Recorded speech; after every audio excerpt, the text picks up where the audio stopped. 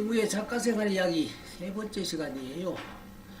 요즘이 환절기여서 외출할 때 옷차림 때문에 신경들이 곤두설 테죠. 해서 오늘 이 시간에는 옷에 관한 이야기를 좀 나눠볼까 합니다. 그 전에 여배우 한 분을 소개드려야겠군요. 제가 혼자서 진행하는 이 프로그램을 지켜본 지인들이 입을 모아 말하더군요.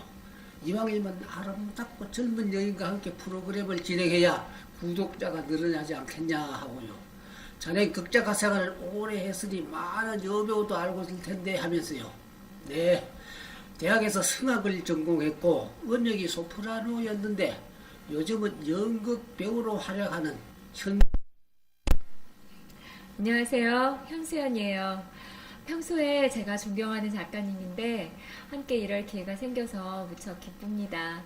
김영무 작가님 도와서 지적이며 미적 재미를 추구하는 김영무 TV가 되도록 다하겠습니다.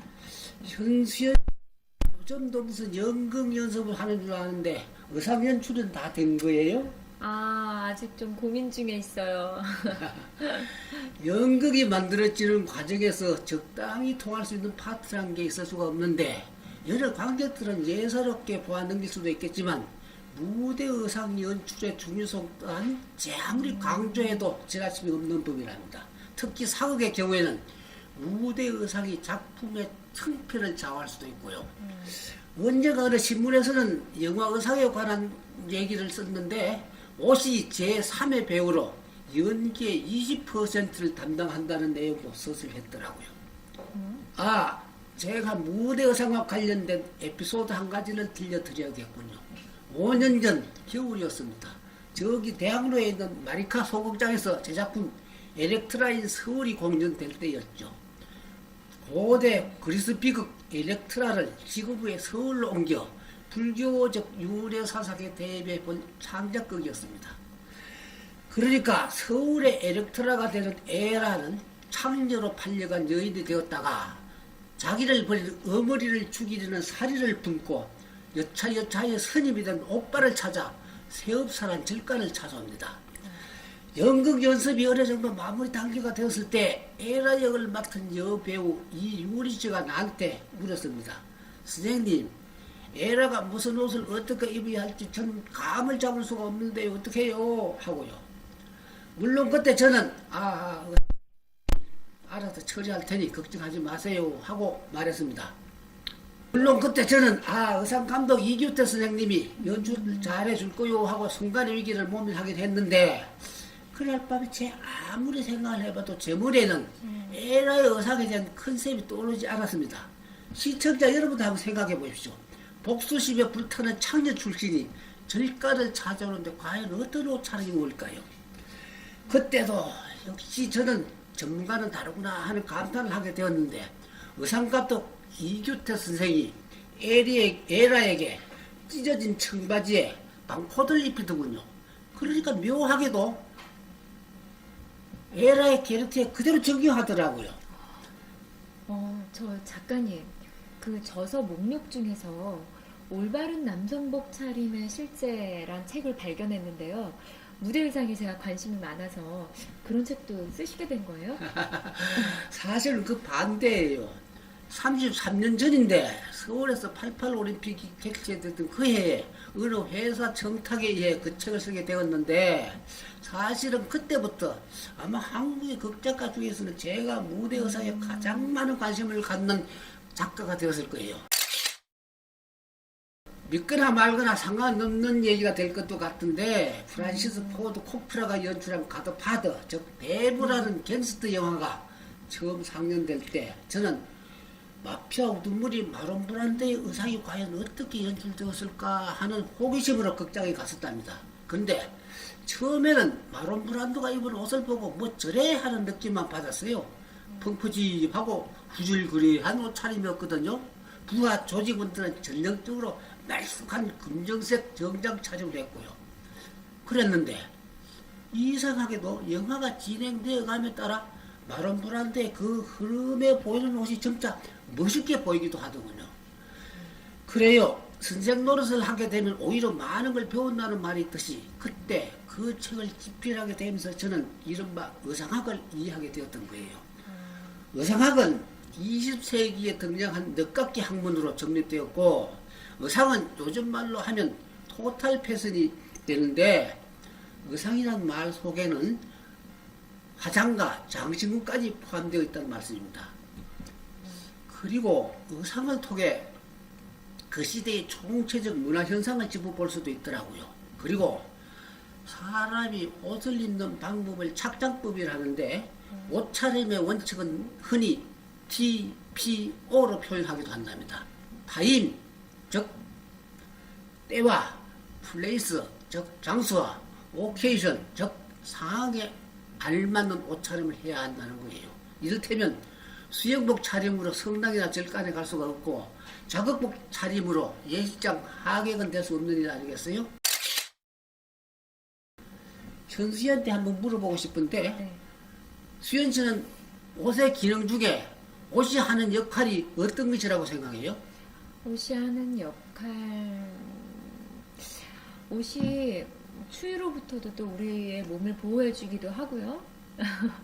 또 예쁘게 꾸며주기도 하고 또 우리의 지위를 또 나타내기도 하겠죠? 네. 맞아요.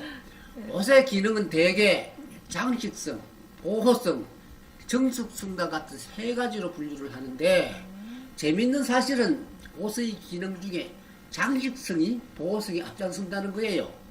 말하자면 열대 밀림 지역의 원주민들은 발가벗은 몸인데 주렁주렁 장식품으로 몸을 치장하고들 있잖아요.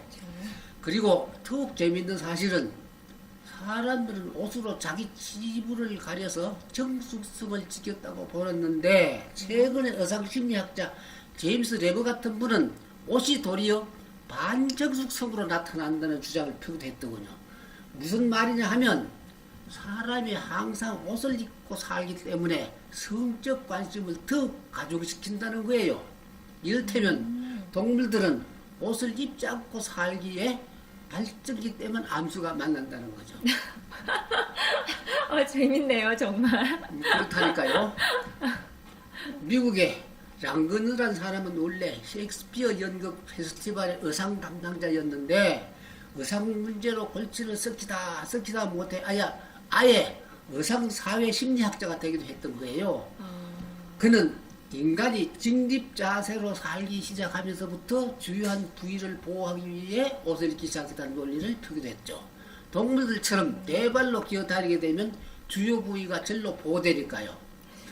작가님, 출세를 하려면 옷을 잘 입어야 한다는 말이 있던데 그건 무슨 뜻이에요? 유행에 걸맞는 아주 값비싼 옷을 입어야 한다는 말 아니겠어요? 이건 농담이고 잘 차려 입은 옷이란 결국 그 사람 자신에게 제대로 어울리는 옷을 입을 줄 안다 하는 게 될 거예요. 본인의 인격에 어울리는 옷. 그래서 이제 현수인 씨에게 마지막 질문 한 가지를 해보고 싶은데 수연 씨가 생각할 때 세상에서 가장 옷을 잘 입은 사람은 누가 될까요? 저는 생각해 본 적이 없는데요. 다소 무리가 됐을지라도 나는 공자님이라는 생각을 해보았습니다. 그분은 아주 정확히 TPO에 걸맞는 옷차림을 했단 말이에요. 잠깐만요. 네. 노노 창랑편에 나오는 공자님 옷차림을 현수식 한번 잘 읽어봐요. 네. 공자는 감색과 붉은 빛으로 장식을 하지 않으며 붉은 것과 자줏빛으로 평상복을 만들지 아니하였다. 더운 때를 당하여 호투로 된 가는 배와 굵은 배옷을 반드시 겉옷으로 밖에 입었다. 검은 옷에는 염소 털옷을 입고 흰 옷에는 사슴 가죽옷을 입고 누런 옷에는 여우 털옷을 입었다. 평상시에 입는 털옷을 길게 하되 오른쪽 소매를 짧다. 반드시 잠옷을 입으시는데 길이가 몸 한 길이와 반이 더하였다. 여우와 담비의 두터운 못으로 지내셨다. 상을 끝내고는 폐물을 차지 않는 것이 없었다. 그만. 네. 그 뒷부분을 생략하십시다. 네.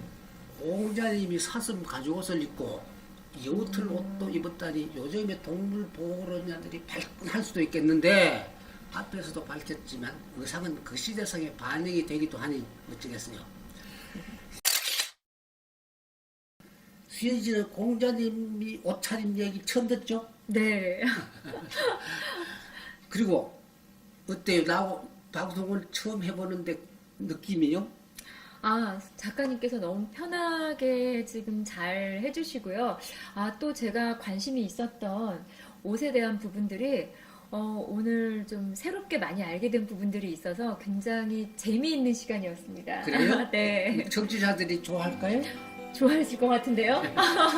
네, 시청해 주셔서 감사합니다. 환절기에 부디 감기 조심하십시오.